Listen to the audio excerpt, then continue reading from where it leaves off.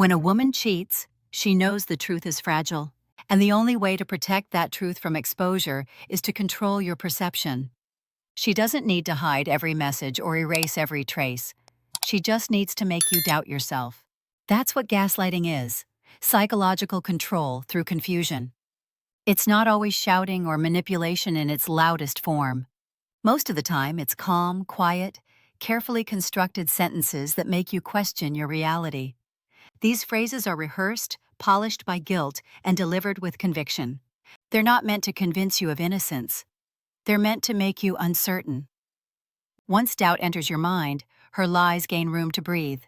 These are the 7 gaslighting phrases cheating wives use to shut you down, and every man needs to know how to recognize them before it's too late. The first phrase is, "You're overthinking everything." This line is meant to turn your intelligence against you. She knows you've noticed changes: her tone, her behavior, her emotional distance, and she wants to silence your intuition before it starts connecting the dots. So she calls it overthinking. The irony is that she's the one thinking several steps ahead. By labeling your awareness as overanalyzing, she paints herself as the calm, reasonable one while making you question your sanity. The more she repeats it, the more you start believing that your instincts are paranoia. But the truth is, intuition isn't overthinking, it's observation. And the moment she tells you that you're overthinking, it's often because you're finally starting to think clearly. The second phrase is, "You're too sensitive." This one cuts deep because it attacks your masculinity. When she senses your emotional awareness catching on to her behavior, she'll make you feel weak for expressing it. She wants you to suppress the very emotions that could reveal her deceit. Too sensitive becomes a weapon, one that makes you silence your own reactions. In reality, you're not sensitive, you're perceptive. You're feeling the emotional disconnect that her guilt created. But by calling you emotional or dramatic, she shifts the power dynamic. You start walking on eggshells while she walks freely in deception. The third phrase is, "You're just insecure." Gaslighting always uses partial truth to make the lie believable. Everyone has insecurities, and she knows that. So she wraps her defense around a truth that disarms you.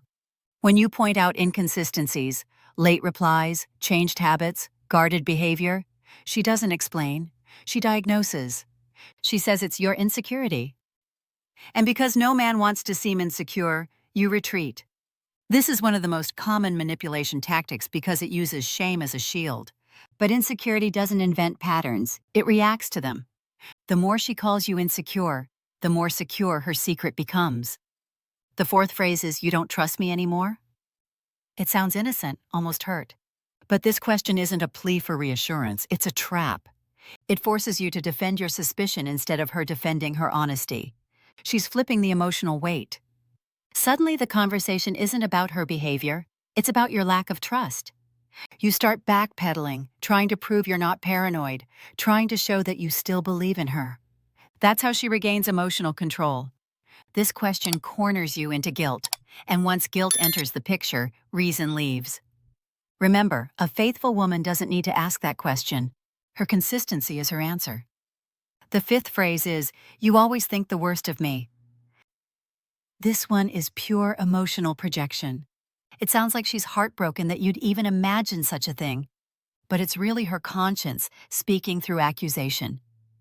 She's projecting the worst thing she's done onto you, hoping the emotional weight will reverse roles. Now she's the hurt one, and you're the accuser. This switch gives her temporary moral authority. But the truth is, your worst thoughts are usually just reflections of her hidden reality. People accuse others of the very things they fear being seen for. The sixth phrase is, "Why can't you just let it go?" This is not a question, it's a command disguised as fatigue. When she says this, she's not tired of the discussion. She's tired of holding the lie together. The pressure of deception is heavy, and the longer you stay calm and consistent, the more cracks appear. So she pushes for closure without clarity. She wants you to drop the topic, not because it's resolved, but because your persistence threatens to expose her. When she says, "Let it go," she's asking for peace without honesty. Never mistake that for healing. It's just her attempt to buy time. The seventh and final phrase is, You're making me feel guilty for no reason. This is the peak of gaslighting. She takes the natural guilt that betrayal creates and flips it on you. Now she's the victim of your suspicion. By claiming that you're making her feel guilty, she shifts the emotional burden from herself to you. This is how she neutralizes your moral position. You start apologizing for asking questions while she continues lying. The most dangerous part is that she might even cry when she says it, using emotion to blur the truth further. But remember, guilt doesn't appear out of nowhere. When something feels wrong, it usually is. Dr. Alina Rose explains that gaslighting is not random. It's strategic emotional engineering. It's how the guilty protect their version of the truth. The cheating wife doesn't just fear exposure, she fears accountability. Her phrases are shields, each designed to break your confidence and rewrite your reality. The more calm you remain, the harder it is for her to manipulate you. So when you hear these phrases, you're overthinking, you're too sensitive, you're just insecure. You don't trust me anymore? You always think the worst. Let it go. And you're making me feel guilty for no reason. Don't argue. Don't explain. Observe. Because arguing gives her emotion to control, but silence forces her to face her own. Calmness is the one thing manipulation can't coexist with. Dr. Alina Rose teaches that a man who stays composed in the presence of deception holds all the power. When you stop reacting, her gaslighting loses its grip.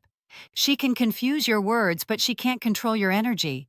Her lies will eventually clash with your consistency, and that collision always reveals the truth.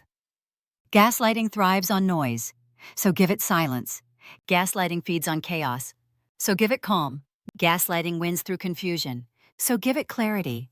Because once you see the pattern, once you recognize the psychology, you'll never fall for it again. And in the end, she won't just lose control of the story.